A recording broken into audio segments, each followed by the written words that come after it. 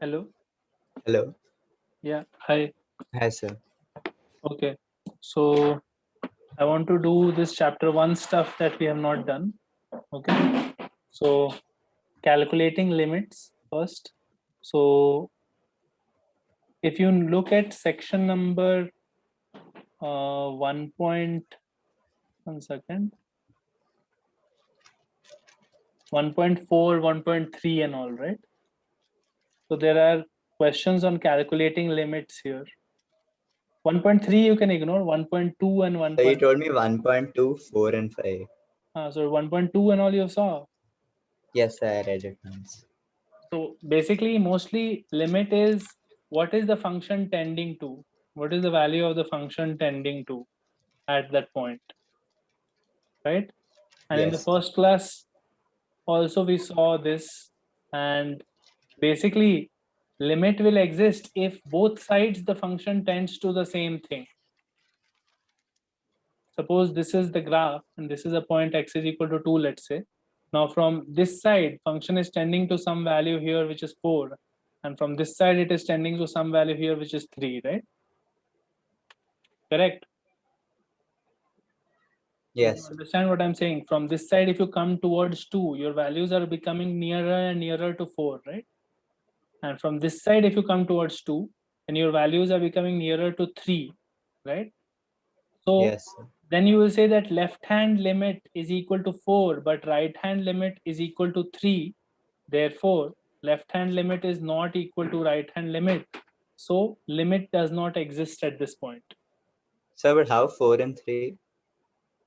Because I'm saying this level is called 4 and this level is called Okay. Yes. Sir. limit does not exist at this point. Left hand limit must be equal to right hand limit for limit to exist, right? Yes. Sir. So that is the basic meaning. So sometimes, most of the times, you will get nice functions where limits, both sides, the functions will tend to the same thing. But like for example, y is equal to x square curve, right? Everywhere here also function is tending to the same value. From this side also it is coming to 1, and this side Yes. also it is coming to 1, right? But sometimes you could have a different case where the two tendencies are not the same. In that case, you will say that the limit does not exist, right? Yes, sir. Now, calculation of limits is basically being able to find what is the tendency of a function at a particular point. So if you look at exercise for section 1.2, right, you can see that there are many questions on finding the limits here, right? Yes. Sir. So if you see, for example, 17th question, limit x tends to 5, x minus 5 by x square minus 25, something like this, right? So this is my function. What is the value of this function as x tends to 5? So So you can factorize the denominator. directly if you put, it will come something looking like this, right? Yes. It Sir. doesn't make sense. So what you should do is factorize and cancel factors, right? X minus 5 you can simply cancel and becomes x plus 5, right? So the function becomes limit x tends to 5, it is 1 by x plus 5, right? So, but why is it that like it works here and not there? What works here and not there? I mean, like, why does it work if you factorize it? Like, Because it is 0 by 0 right now, dude. It will obviously not work, no? so, but aren't each of them like I got why? Like, I got that it doesn't work, but like, isn't x minus 5 by x square minus 25 the same as like 1 by x plus 5? Therefore, we are writing it as this. Therefore, the limit is 10 because it is the same thing. But you cannot put the value here, no, at this step, because that will mean divide by 0. Yes. What is the doubt? You Nothing, cannot sir. put the value there because it is divided by 0. That's why you should factorize it. Yes, sir. Yes, sir. They are the same thing, obviously. Right? Yes, sir. Is there doubt still there? No, sir. That is why I'm saying don't put the values in the first step, because that doesn't make any sense, 0 by 0. Similarly, you can see all of these questions are like, for example, 25. Question 25, limit u tends to 1. u tends to 1, u power 4 minus 1 by u cube minus 1. Don't try to directly put values because it doesn't make any sense again. 0 by Yes. 0 is coming. So you should simplify it by taking factors. U minus 1 can be taken common here. This is u minus 1, u plus 1, u square plus 1 on top. And this is u minus 1, u square plus u plus 1. So limit u tends to 1, you can remove this factor and now put 1. So it will become 2 into 2. 2, 4 by 3. So that is the value of this function, or that is the value of the limit as u tends to 1 here, Yes.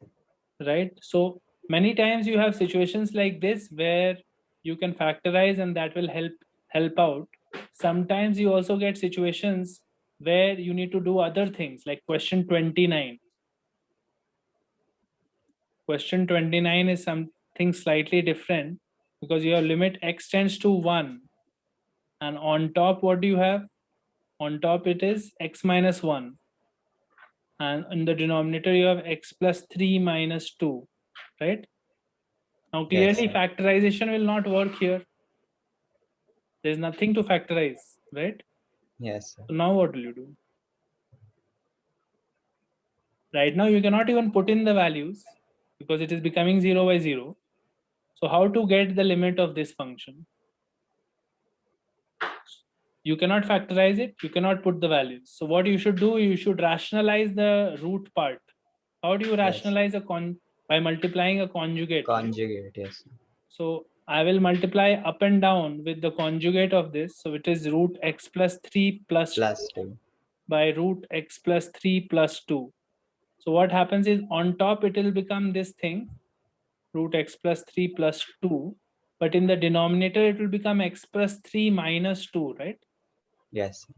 Right? So this will become x plus 1, no? Yes. Correct? Now notice that this is becoming x plus 1 now, right? So now Yes. there is no problem in putting 1 in this because denominator is no longer 0, right? Yes. Denominator is becoming 2, but So numerator it's a is rational number, so you can do it. now numerator is 0. So answer will be 0, Yes. right? Numerator is still 0, but at least that is okay because denominator is not 0. So rationalizing is another way, like multiplying by conjugates and all. Many times it works if you have something irrational coming up, right? Yes. Now there are some rules for calculating limits that he has told you here. Like he has told you things like limit of x tends to a fx is, let's say, L, and limit of x tends to a gx is, let's say, M. So you can say that limit of x tends to a fx plus minus gx will be L plus minus M, right? Yes. Take the limits individually and then add or subtract. Similarly, you can say limit of x tends to a fx by gx will be equal to L by M as long as M is not 0. Correct? Yes. If M was 0, then this limit is not defined. It will become infinite, right? Yes. Correct. Otherwise, fx by gx function will have limit L by M, right? Yes. And fx into gx function will have limit L into M.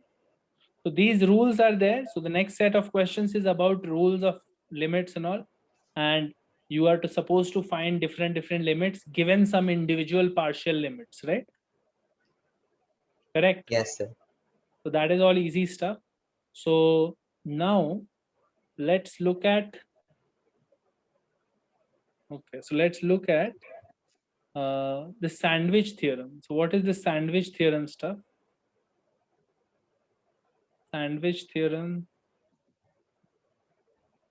we have to understand. So,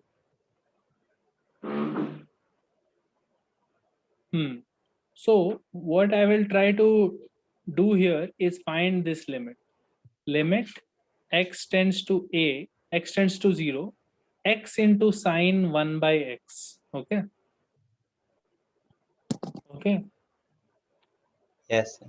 Now this is becoming weird because when x tends to 0, this part tends to infinity, right? Yes, sir. And this part tends to 0. But fine. So what happens to sine 1 by x? If I had just sine 1 by x, right, we could never have found this limit, because sine of something which is very large will be a function which will be oscillating very fast. He has Yes, sir. drawn the graph of this in the figure in the pages before somewhere. In this chapter only, he has shown the graph of sine 1 by x also. It oscillates very fast between -1 and +1, because the period of sine or sine function repeats after 2 pi, right? Yes, sir. Like after every 2 pi angle, the sine will take the same value, no? Yes, sir. So now if your angle is infinite or something, very large angle, right? Now Then your sine will, interval becomes small. so sine will keep repeating very fast, no? Yes, sir. So this function, you cannot say, you have to say limit does not exist here, because you don't know where it will tend to, right? You have no idea where it is tending to near 0. It could be very up or it could be very down. It would be anywhere between minus and 1, right? Yes, sir. Limit does not exist because you don't know where sine 1 by x tends to as x tends to 0. Tends to 0 is erratic. It shows like weird behavior, right? It goes Yes, very sir. up and down very fast. So you don't know for sure where it is tending to, right? So if I don't know this limit, and if this limit does not exist, is it possible to find this limit, right? So we will understand this using Sandwich theorem. Sandwich theorem says a very simple thing. It says that if you have three functions, fx, gx, hx, fx, gx, hx, such that fx is less than equal to gx is less than equal to hx, right? Suppose you have three functions like this, right? Yes, sir. F, G, and H. And suppose you know that limit x tends to something f of x is equal to limit x tends to something, the same thing, h of x, and is equal to L, right? Yes, sir. What does it mean? It means that the lower thing is tending to L as x tends to A, and also the upper function is also tending to L as x tends to A, right? So, but then shouldn't they be equal? Shouldn't they be equal, matlab? If they're both tending to the same thing with the same value, like with x being the same value. Two functions can have equal value at some point, no? But that doesn't mean functions have to be equal. Okay, yes, sir. Like y is equal to x square and y is equal to x have the same value at x is equal to 1. But they're not the same function. Yes, sir. That is obvious, right? Functions are completely different, but they can have the same value at some points, no? Yes, sir. So we are saying here that the lower function and the uppermost function are both tending to the same value at some x tends to a or something, right? Yes, sir.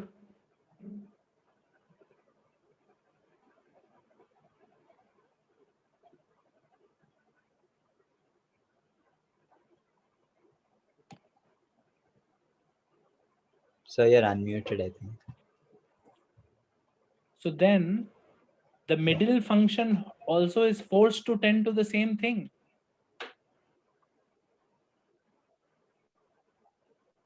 So I couldn't hear you. You were unmuted, I think. What I'm saying is if upper and lower functions are tending to the same thing, then the middle thing is in between, stuck in between, right? The middle function is forced to be inside those two, no? Yes, sir. So if this and this are becoming closer and closer, then the middle function will also take the same value. Yes, sir. You understand? Yes, sir. Got it. It has to be squeezed between those two, no? Because it is always supposed to be less, greater than this and lesser than this, right? So that limit is also L. So that limit will also be L. Limit of x tends to a gx is also going to be L, right? Yes. if this condition is true and this type of functions are established, right? So now we'll see an application of that. The application is, if I want to find limit x tends to 0, x into sine 1 by x. So I don't know what this will be, but what I can say is always -1 is less than equal to sine 1 by x is less than equal to 1, right? Yes, sir. No matter what it is, sine function will always give outputs between these two, right? Yes, sir. So why don't we multiply this by x and get this, right? Yes, sir. And now if I want to find limit x tends to 0 of this, I will do it indirectly by saying limit x tends to 0 of this is what? Limit x tends to 0 of this is what? And both of them are 0, right? Yes, sir. So this function is squeezed between them or sandwiched between them, right? Yes, sir. So this limit must also be 0. Even though I cannot say anything about the value of this, right? You understand? Yes, I got it. So that is sandwich theorem. So you read that section once, you will get it. Read that section and see how he's describing. It is Yes, sir. also called sometimes squeeze theorem, which makes sense. There are two functions which are squeezing one third function in the middle, right? So the Yes, sir. limit of the third function will be the same, right? Then the next thing is, okay, so sandwich theorem we have done. 1.3 you can skip. Then 1.4. I want to discuss some, okay, 1.4 is about right hand limits and left hand limits. We have already briefly discussed that. I want to discuss some standard limits. Okay, some standard limits that you probably don't know. So limits like this: x tends to 0 sine x by x. So that's not there here, no, in this section. It might be there ahead somewhere. End of, it might be in chapter 0, I think, or chapter 1 end, or chapter 2 somewhere. But I need to tell you anyway, so I'll just tell you now. Yes, sir. So these two things especially, and one more thing, e power x minus 1 by x is also 1. These 2-3 things we'll see how it comes and all. Okay. Yes, sir. Just hold on for a.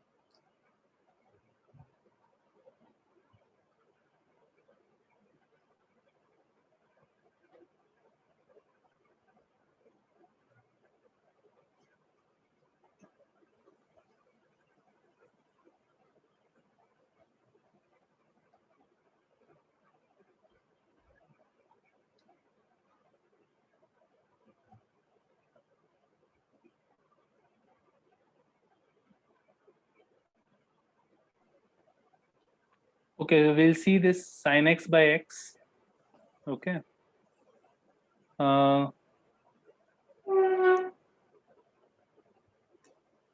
So how does this come? We'll take a circle of radius 1. Circle of radius 1, and this is the center of the circle. This is point P, and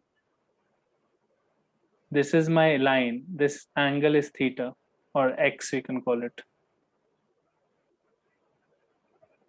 Now label it as Q, let's say.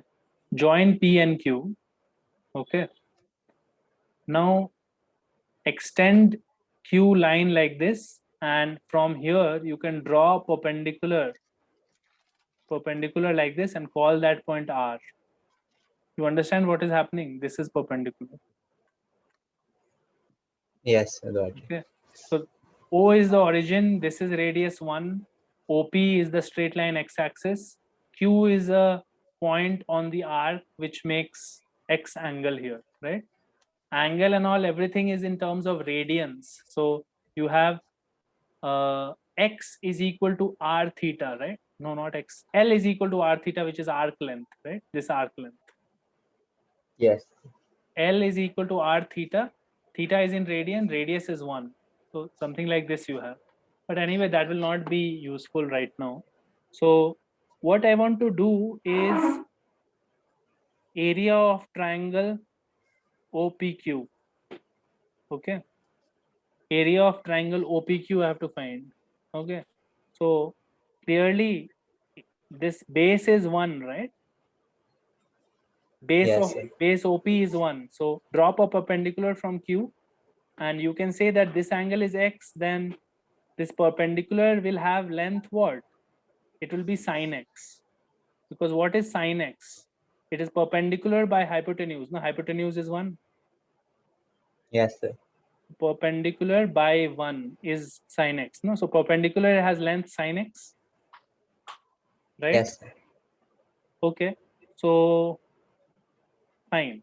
So now what happens is the length of the perpendicular is sine X, the base is 1. So area is half into perpendicular into 1, right? Half into sine X, Yes, sir. right? Now find out area of sector OPQ. Sector OPQ means what? It means the circle portion, right? This whole Yes. thing. Sector OPQ will depend on what is the angle X here, right? Yes, sir. So sector area comes out to be X by 2 pi. 2 pi is total circle multiplied by total circle area, right? You understand? This X by 2 pi tells you what fraction of the circle this is, right? So how do you get x by 2 pi? Total circle has how much angle? 360 degree. Yes, sir. So if it was 30 degree, you would have said 30 by Okay, 360, yes. no? Yes. So that is what I'm saying. It is X angles in radian. So I'm writing this also in radian, right? Yes. So what fraction of the total circle this is? X by 2 pi into pi r square, right? Yes, sir. So that comes as r is 1. So it comes as simply x by 2, right? Yes, sir. Correct. Area of sector OPQ is coming out to be x by 2, right? Now find area of triangle ORQ. Okay. ORP, not ORQ. ORP. Okay. So for ORP, base is 1, Yes, sir. right? And tan X will be what? PR by OP, right? Yes, sir. So PR is equal to tan X because OP is 1. Yes, sir. So area will be half into tan X into 1, right? Yes, sir. So now you have these results where triangle OPQ, sector OPQ and triangle OPR have areas sin x by 2, x by 2 and tan x by 2, right? Correct. Yes, sir. So now what you can say is area triangle OPQ is less than equal to area sector OPQ is less than equal to area triangle ORQ, right? This is true, no? You can see it from the figure. So ORP, right? ORP, right? So, but how equal? We'll come to that. Less than is sure, no, right now. Yes, sir. So this is basically telling you that sin x by 2 is less than equal to x by 2 is less than equal to tan x by 2, right? Yes, sir. Less than only you can think of it for now. So you get this relation, right? Yes, sir. So divide by x throughout, you will get sin x by x is less than 1 is less than tan x by x, right? Correct? Yes, sir. Now think of what happens if you do limit x tends to 0, right? limit x tends to 0 means making this angle smaller and smaller. Yes, sir. If you make the angle smaller, you can experiment yourself. You will see that the triangles and the sector, everything becomes really close to each other. Okay, yes, sir. It So, tends to like this. so what happens is, if this is the situation now, notice that the triangle is almost indistinguishable from the sector, no, like very close, Yes, sir. right? So in the limiting case that x tends to 0, all three areas will be same almost, right? Yes, sir. So you will be able to say that sin x by x, which was generally less than 1, is less than tan x by x, right? In the limiting case, all three become equal when x tends to 0, right? So when x tends to 0, it's just equal to, or is it less than equal to? No, at x tends to 0, see, you cannot really put x tends to 0, right? So it's a Yes. tendency, no? Just like limit is a tendency, right? Yes, sir. Limit you will say is 1, but the function is, it is not actually becoming 1 because you are not actually put 0, right? Yes, sir. It is tending towards 1, right? So you can Okay, say yes. limit is equal to 1. That doesn't mean sin x by x is equal to 1 when x is 0, right? Yes, sir. You can only say that limit is 1, means you come very close to 0. If suppose x is 0.00001, right? So sin x by x should be very close to. Sin x by x should be 0.9999999, right? Very Yes, sir. close to 1. But remember, sin x by x will be very close to 1 from the lower side, right? Because generally sin x by x is less than 1 is the truth, right? Yes, sir. For normal angles, you could see that, for slightly bigger angles, you could see that this was less than, right? Yes, This sir. was less than tan x by x. So Yes, sir. it is true that it tends to 1, but it tends to 1 from the lower side, right? Yes, sir. Got it. And this one tends to 1 from the upper side. So it will be 1.00001 or something, and it will tend to 1, right? Yes, sir. Okay, so these two are standard limits, and these two standard limits you should know, because in the chapter 2 chapter 2 practice exercises, there were, I think, some questions on this, right? Some limits were there, right? Yes, sir. So find the limits he's asking. 2.4. So in 2.4, see, 2.4 he has explained, dude. I think he has explained the sin x by x stuff in this 2.4 section, derivatives and all before that. 2.4. Chapter 2 we have done, no? Yes, sir. So chapter, see, you have not read chapter 2 carefully. It is in 2.4 section. 1 second. Uh, Look at theorem 4 in 2.4.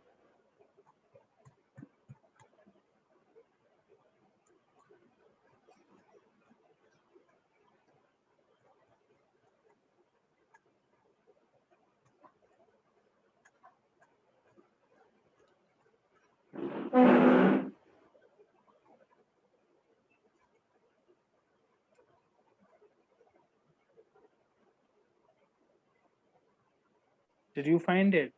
Yes, sir. Is it there? Yes, so the sin x is there. So you have to read the sections properly, dude. He's talking about this 2.4 section is derivatives of trigonometric functions, right? So he's starting off with some special limits, and then he will derive how sin x differentiation is cos x, Yes, which sir. we have already done. But you should read how he derives it also, right? Yes, sir. Derivative of sine, cos, and all he does here only. Like, you have to read this book properly. I knew it was somewhere. I just didn't know whether it was in 2.4 or somewhere. But you also need to know, no, that it is somewhere, right? Yes, sir. Like I didn't remember. Like It is just before chain rule. So it should be something that you have gone through. And if you have not gone through it, you have to do it properly, right? yes, sir. So read this section properly. Then we have to discuss continuity. So what about that other limit you had shown? That limit right now you can ignore, because for that I will need to teach you binomial theorem and all. So I'll not do it right now. Okay, So yes.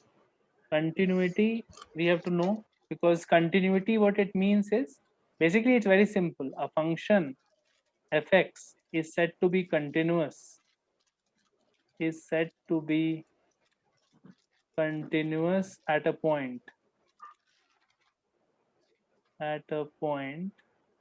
if, let's say, point is called x is equal to a, if limit of x tends to a fx exists and limit of x tends to a fx is equal to f of a. This is the condition. A function is said to be continuous if its limit exists at that point. What is the meaning of limit existing? It means left hand limit should be equal to right hand limit, right? Yes, sir. So you should not have some weird function where one tendency is somewhere else and one thing is somewhere else. Then you will say that it is not continuous because limit only is not existing, right? Yes, sir. And also limit should exist and it should be equal to the value of the function at that point. Value of the function at that point, right? Yes, sir. You understand? So value of the function at that point is f of a. So what does it really mean? What it means is when you draw the graph of a function, if you don't have to lift up your pen and draw something else, right? Then it is a continuous function. This is a rough way to think about it. Like, I didn't have to lift up my pen to draw this graph, okay? If I have to draw a graph like this, and then I have to lift up my pen and draw this, right? Yes, sir. Then Not obviously this is continuous. not continuous because at this point limit only doesn't exist, right? Left hand limit is something That else, all the right hand limit points, is right, in something else. between. Huh? So like at that endpoint and this endpoint, right? Which endpoint? Endpoint is I'm not drawing it. Endpoint is fine, dude.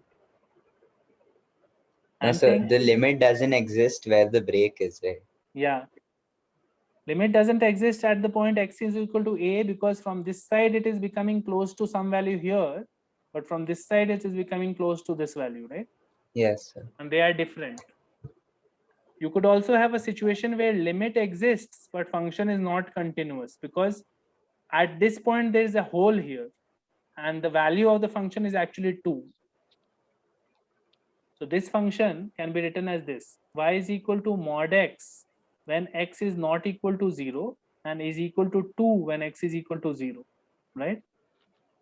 So what is happening here? This is my mod x graph, regular mod x graph, right? Yes, sir. And suddenly at 0 there is a hole and the function's actual value at 0 is 2, right? So that means, look here, limit is existing, right? What is the limit? Left hand limit is equal to right hand limit is equal to 0, right? Yes, sir. So the first condition is true. Limit x tends to 0 of f of x is existing and it is equal to 0, right? But function value at 0 is what? 2, right? Which is not equal to the limit, right? Yes, sir. You understand? So there are two ways in which a function can be discontinuous. One way is limit itself does not exist, right? Yes, sir.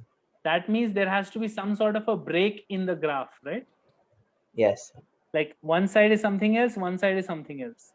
The second way is both sides could approach to the same value and limit exists, but the function value there is something else.